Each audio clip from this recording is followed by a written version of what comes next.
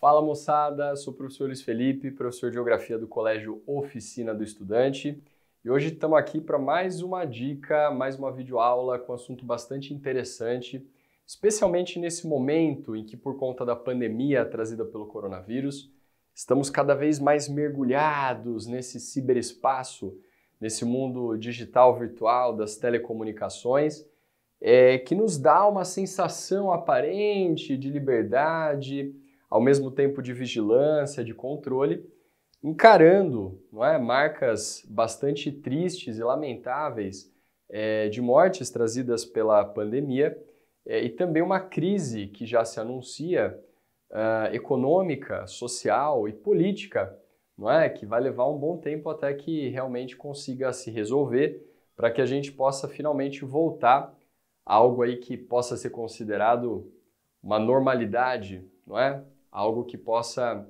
se parecer com o mundo antes da pandemia. E já há quem diga que nunca voltaremos ao normal, que na verdade demos início a uma nova página da história da humanidade.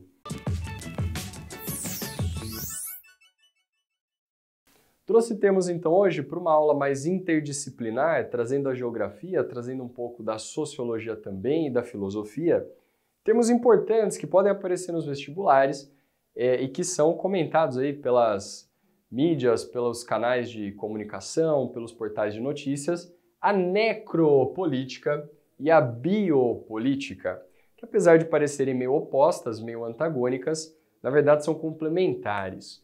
O conceito da biopolítica, trazido por Michel Foucault, vai dar para a gente uma sensação de que existem dispositivos, ferramentas, estratégias para controlar a nossa vida. Esses dispositivos, presentes numa sociedade disciplinar, nos fazem ter um determinado comportamento regido, controlado, pensando no nosso papel social e na nossa função, principalmente pós-revolução industrial, de trabalhar para produzir e consumir. Se a gente parar para pensar, não é? O que a gente aprende essencialmente na escola? O que a gente exerce necessariamente na vida adulta? As relações de trabalho, as habilidades que a gente adquire, estão muito relacionadas a ter um salário para a gente poder comprar as coisas, pagar pelo nosso local de moradia, pelo nosso meio de transporte, pela nossa alimentação, pelas nossas roupas, pelo nosso lazer. E isso controla a nossa vida, os nossos horários, as nossas crenças, a nossa filosofia de vida, alinhando as instituições hegemônicas, inclusive o próprio Estado, através das leis, através da Constituição, dos dispositivos legais que dizem para a gente o que é certo ou errado, o que é legal e o que é ilegal, a Igreja como instituição cultural, o próprio capital nessa rota de produção e de consumo, e os meios estruturais dentro da própria escola, dentro da própria educação, vão nos encaixar nessa sociedade disciplinar, dizendo para nós quem a gente tem que ser e como a gente tem que agir numa sociedade civilizada, sendo uma pessoa de bem, um cidadão trabalhador, honesto, produtivo, seguindo e obedecendo esses dispositivos de controle, enquanto, pelo consumo, temos essa sensação de liberdade, essa sensação de escolha, essa sensação de sermos únicos, especiais, diferentes de todas as outras pessoas, já que podemos escolher aquilo que compramos desde que a gente tenha dinheiro. E para ter dinheiro, existe todo um arcabouço, todo um conjunto de dispositivos para que a gente alcance essa promessa de sucesso financeiro, essa promessa que depende de vários outros fatores, muitas vezes intangíveis, de que o nosso esforço será recompensado com dinheiro, Isso que a gente chamaria de meritocracia. Pois bem, acontece que o Foucault já entendia que esses dispositivos de controle não eram exatamente muito justos e que qualquer tentativa de subverter esses mecanismos era considerada, principalmente pelo Estado, um ato inadmissível.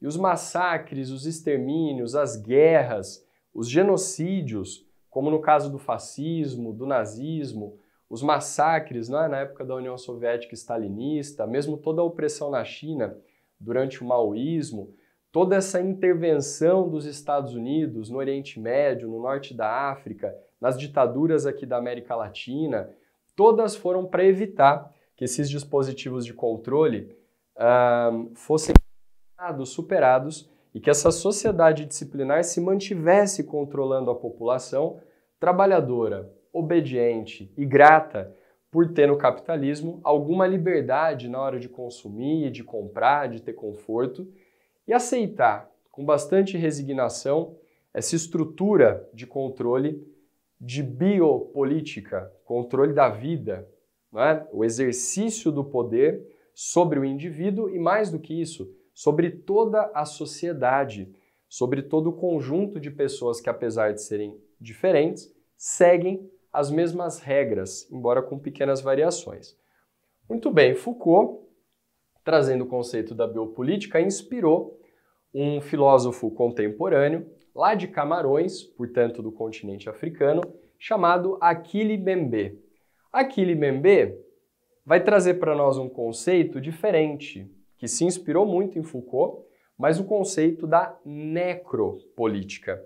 Mbembe vai chamar a atenção para a forma como a morte é utilizada na hora de fazer política, para a forma como o Estado, o capital e as instituições hegemônicas decidem quem vive e quem morre, e dessa forma controlam a vida da população, fazendo, evidentemente, um recorte pensando nos genocídios, nos extermínios, nos massacres étnicos, na violência do Estado contra pessoas consideradas rebeldes, pessoas, né, que de alguma maneira estariam atentando contra a ordem, violando os princípios éticos, os valores tradicionais de uma nação, e dessa maneira considerados anarquistas, baderneiros, vagabundos e até mesmo terroristas. A necropolítica ficou muito evidente por conta da pandemia, exatamente porque a gente está percebendo que são as pessoas mais socialmente vulneráveis que estão morrendo na pandemia. As pessoas que vivem em situação precária, afetadas pela subnutrição, pela falta de saneamento básico, em moradias precárias, com empregos precários, obrigadas a trabalhar em condições de risco, porque não podem se dar ao luxo de permanecer em casa, recebendo salário, que não tem garantia de aposentadoria, que não tem garantia sequer de um salário mínimo, de um 13º salário, de férias remuneradas, não tem qualquer garantia de receber salário caso se machuque, quando ela é afastada, por exemplo, pela Previdência, e que tem que estar ali no corre todo dia para poder comprar seu pão, se expondo, pegando metrô lotado, pegando ônibus lotado, sem dinheiro para comprar máscara, sem dinheiro para comprar álcool gel, entre, né, o vírus e a fome. Entre ficar doente e ter uma morte horrorosa por problemas respiratórios ou continuar lentamente perecendo por fome, por frio. Não é? A morte também é causada pela miséria, pela falta de dinheiro. E isso, na visão de Achille Mbembe, seria uma demonstração muito intensa da necropolítica. Quer dizer, em algum momento a gente começa a questionar, será que a negligência de governos, não é, espalhados no mundo todo, não é uma forma bastante conveniente de eliminar certos públicos considerados improdutivos? É cruel, é terrível, é desumano, e Mbembe chama atenção para isso. Mas a quem interessa eliminar, por exemplo, os idosos para conseguir resolver um problema previdenciário? É terrível, eu sei disso, é desumano, é monstruoso. Mas a quem interessa exterminar os povos indígenas, os povos tradicionais ribeirinhos e pescadores para abrir espaço em áreas onde há minérios, em áreas onde o agronegócio pode se expandir? A quem interessa acabar com a pobreza, não através de políticas sociais, mas exterminando a população mais pobre, não com armas, não com exército, mas com o próprio vírus, que se espalha, não é? E que afeta principalmente essa população que já é vulnerável por conta da situação socioeconômica precária. Essa é a necropolítica de que fala Mbembe. As guerras que vão sempre atingir populações mais pobres, vulneráveis, as políticas perversas da fome, da exploração, da escravidão, vão sempre atingir um determinado grupo. E o grupo que tem o controle das instituições hegemônicas, do biopoder, vai de alguma maneira invisibilizar, justificar ou negar que essa necropolítica esteja presente. Ao longo da história a gente vê vários momentos em que a necropolítica foi utilizada, legitimando e configurando a biopolítica. Com toda essa corrida tecnológica, biotecnológica por uma vacina, por um tratamento eficaz, a gente vê de novo a necropolítica em prática. Será que essas tecnologias de vacina ou de tratamento serão disponibilizadas a todas as pessoas, inclusive as mais pobres, inclusive na América Latina, no continente africano? Ou será que só as pessoas ricas, quem tem dinheiro para comprar, vai ter acesso a esse tratamento? Será que a doença vai ser usada para gerar uma vacina que vai ser distribuída ou vai ser usada para gerar uma vacina, medicamentos e tratamento para enriquecer a indústria farmacoquímica, a indústria farmacêutica, não é? A indústria dos produtos de higiene, das máscaras, do álcool gel e assim por diante? Será que a regra vai ser todo mundo vive e a vida deve ser preservada e protegida? Ou a necropolítica vai continuar atuando, decidindo quem vive e quem morre? É um dilema do século XXI que materializa problemas de décadas e de séculos passados e uma ótima sugestão para vocês conhecerem um pouquinho mais, tanto para estudar para os vestibulares, quanto para refletir de maneira crítica, solidária, reflexiva e humana sobre a sociedade, sobre o momento atual em que todos nós estamos inseridos. Beleza?